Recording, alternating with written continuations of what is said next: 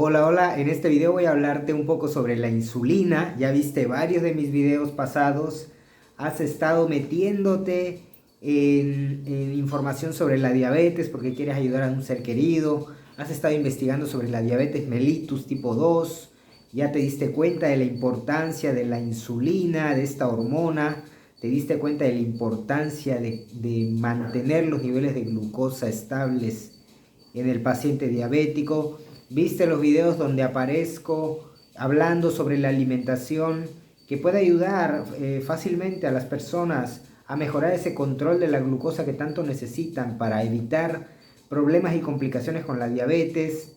Entraste a ver los videos, viste un poco de historia, hay varios videos hablando del tema. Y en este caso te voy a hablar precisamente de la insulina. Me voy a poner lentes porque la verdad es que no veo un carajo. Cuando la insulina, antes de que se descubriera la insulina, de hecho, antes de que se descubriera eh, el asunto de qué tenía que ver la insulina en la enfermedad llamada diabetes, recuerda que le habían puesto diabetes, el nombre diabetes a la enfermedad, que tenía que ver con una micción excesiva, es decir, con mucha orinadera. La palabra diabetes significa orinar mucho, mucha orinadera, micción excesiva, y la palabra mellitus significa de miel. Luego entonces, esto es así porque se dieron cuenta de que el orín de los diabéticos sabía dulce, y luego se dan cuenta conforme pasa el tiempo que lo que le da el sabor dulce al orín y a la sangre y a los fluidos de los diabéticos es la glucosa. Luego, antes de que se descubriera la insulina, el tratamiento que había mostrado mejoría en los pacientes diabéticos, de diabetes mellitus, todavía no se diferenciaba si era 1 o 2, si era de tipo 1 o de tipo 2, y no se había descubierto la insulina, pero ya se había visto que tenía algo que ver la insulina con eso.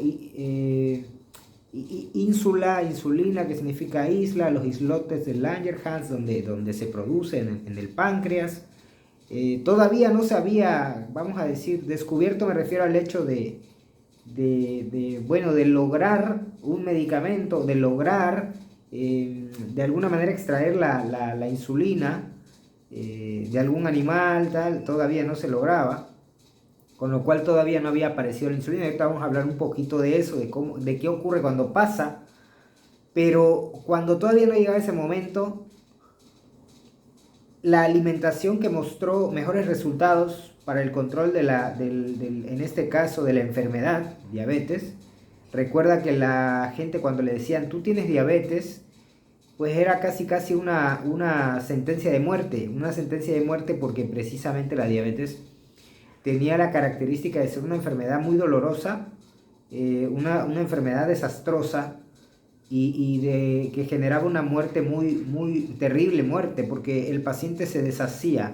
Literalmente hablaban de un desecho de la carne se deshacía, el paciente perdía su masa muscular, perdía peso independientemente de lo que comiera, perdía mucho peso. Y hubo por ahí algunos médicos que decían, bueno, lo que hay que hacer es reponer, ya sabemos que hay glucosa en el orín del diabético, decían, está perdiendo, está perdiendo glucosa por la orina, entonces lo que hay que hacer es reponer la glucosa perdida de la orina. Eso es lo que se pensaba, y luego empezaban a comer azúcar, harinas, y no se reponía, el paciente se moría más rápido. La alimentación que luego John Rollo, me parece que fue, ahí está el video, chécalo. No recuerdo el nombre del video, pero pues, por ahí anda en mi perfil. El video donde hablo sobre esto. John Rollo creo que fue el primero, uno de los primeros médicos que puso la alimentación carnívora. Se dio cuenta que un paciente alimentado a base de carne exclusivamente mejoraba. ¿Y qué tiene que ver esto en relación con, bueno, con la forma de alimentación que puede ayudar al paciente y con la insulina? Es precisamente lo que vamos a tratar ahorita, porque recuerda que antes de que apareciera la insulina en escena como, como un medicamento manejado, mercadeado, como un medicamento libre para que todos pudieran tener acceso a él, antes de este momento el tratamiento para la diabetes eran formas de alimentación muy bajas en carbohidratos, formas de alimentación donde se implicaba el ayuno, de alguna manera, algún tipo de ayuno. Y no fue sino hasta que se hizo el descubrimiento del siglo, por allá en el año 1921 fue cuando Frederick Banting, Charles Best y John Macleod,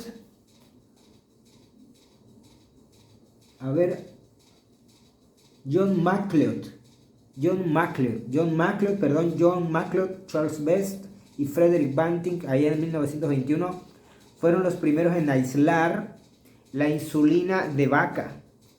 La aislaron y con ayuda de otro doctor encontraron una manera de hacerla pura, de que funcionara pues para ponérsela a una persona. Y cuando pudieron hacer esto, fue que se administró al primer paciente en el año 1922. Fíjate, 1922 fue el año en el que, según hasta donde yo sé, se empezó a utilizar la insulina. En este caso era un extracto de la insulina de vaca, tal. Leonard Thompson, 14 años de edad tenía, el niño era un diabético tipo 1. Ahorita ya se sabe que era diabético tipo 1. En ese momento todavía no se hacía la diferenciación. Pero este niño mejoró.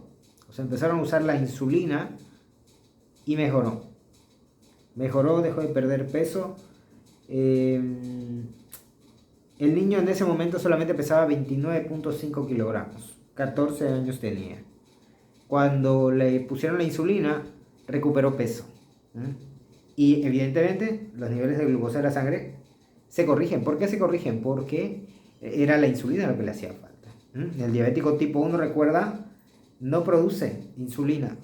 Entonces era lo que le hacía falta. Y al recibir la insulina, no solamente recuperó todo el peso, sino que recuperó también salud. De hecho, empezó a ganar peso, empezó a mejorar su estado de ánimo, su energía. A partir de ese momento se empezaron a atender a más personas. Se atendieron a más personas con ese tratamiento con insulina.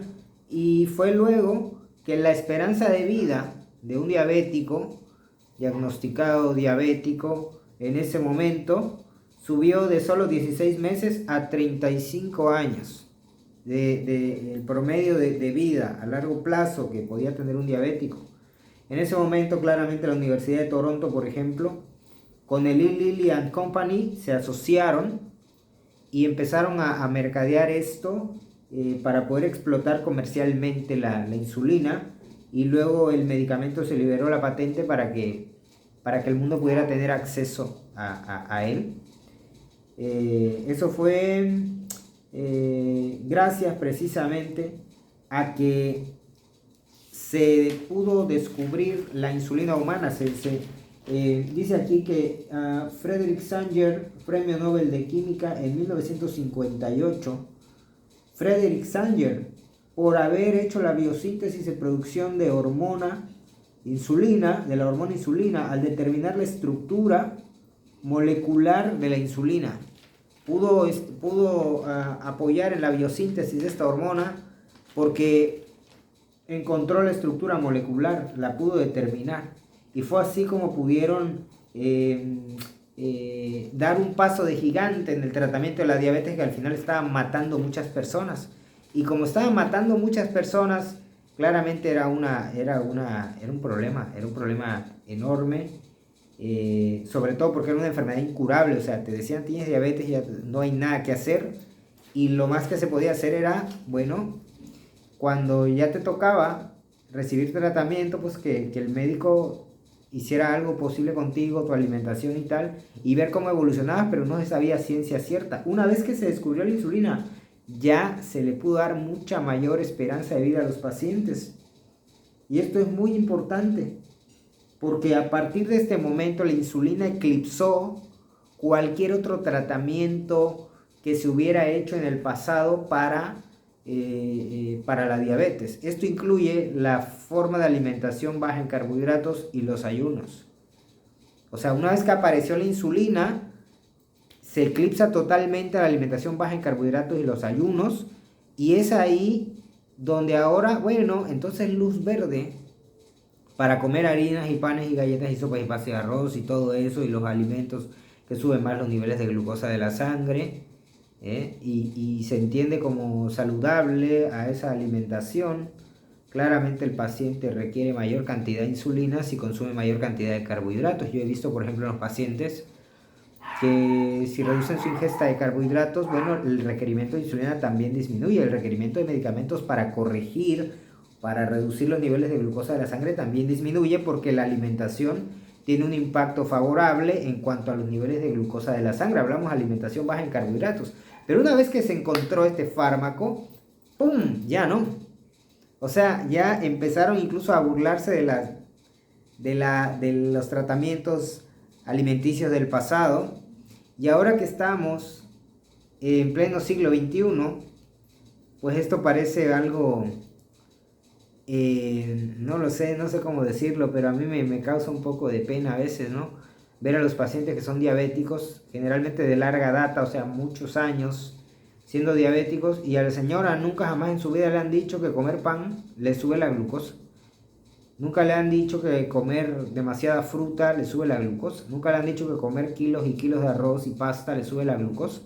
Entonces yo veo a la señora y digo, no puede ser, porque ella trae el azúcar altísima a pesar de que se toma sus medicamentos. Pero es la misma señora la que cambia su alimentación cuando entiende que tiene mucho poder la alimentación, y que hay alimentos que le pueden subir más la glucosa y alimentos que no le suben tanto la glucosa. Que hay unas frutas más favorables que otras, que hay maneras, pues, de ayudarla con su alimentación. Y cuando empiezas a reducir los carbohidratos de manera controlada, corregida y de acuerdo a su caso, el paciente evidentemente mejora sus niveles de glucosa, mejora sus niveles de insulina, mejora la resistencia a la insulina, y puede mejorar el tratamiento de su diabetes y reducir el riesgo de problemas relacionados con todos los problemas relacionados. Ya sabes que la diabetes es una enfermedad mortal precisamente cuando está maltratada, porque tiene la capacidad de dañar todas las células del cuerpo y todos los órganos del cuerpo y todos los sistemas del cuerpo, con lo cual es una bendita bendición la alimentación y las formas de alimentación que pueden ayudar, porque son varias formas de alimentación que pueden servir, ¿sí? No es nada más una, pero básicamente el paciente debe enterarse de que hay algo que puede hacer al respecto de su enfermedad, de que hay una forma de alimentación que le puede servir. Y hasta eso te lo comparto, te lo dejo aquí un video, espero que te sirva. Soy Yusef Díaz, nutricionista.